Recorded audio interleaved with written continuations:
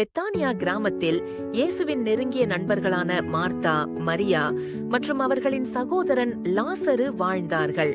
ஒரு நாள் லாசரு மிகவும் கடுமையாக நோய்வாய்ப்பட்டான். கவலையடைந்த சகோதரிகள் இயேசுவுக்கு உடனடியாக தகவல் அனுப்பினர்.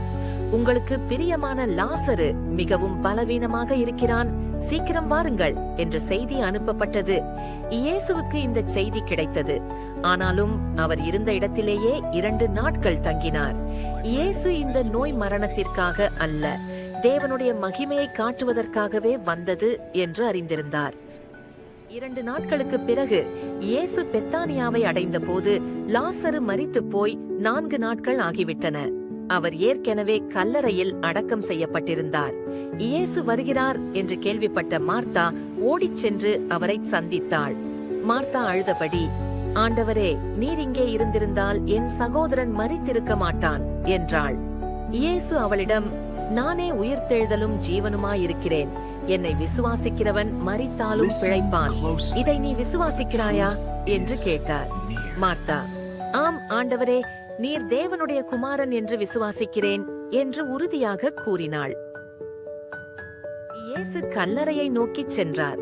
அவரை பின்தொடர்ந்து வந்த மக்கள் கூட்டம் சோகத்தில் ஆழ்ந்தது. நண்பனுக்காக இயேசுவே கண்ணீர் விட்டார். அவர் குகை கல்லறையின் முன் நின்று, கல்லின் மேல் வைத்திருக்கும் கல்லை எடுத்து போடுங்கள் என்று கட்டளையிட்டார். மார்த்தா தயங்கினாள். ஆண்டவரே, வேண்டாம், 4 நாட்கள் ஆகிவிட்டன, துர்நாற்றம் வீசுமே என்றாள். ஆனால் இயேசு, விசுவாசித்தால் தேவனுடைய மகிமையை காண்பாய் என்று நான் உனக்கு சொல்லவில்லையா என்று அவளை உறுதியாக்கினார். கல் அகற்றப்பட்டது. இயேசு உரத்த குரலில் மரணத்தின் மீது அதிகாரம் செலுத்தி, லாசருவே, வெளியே வா என்று கட்டளையிட்டார்.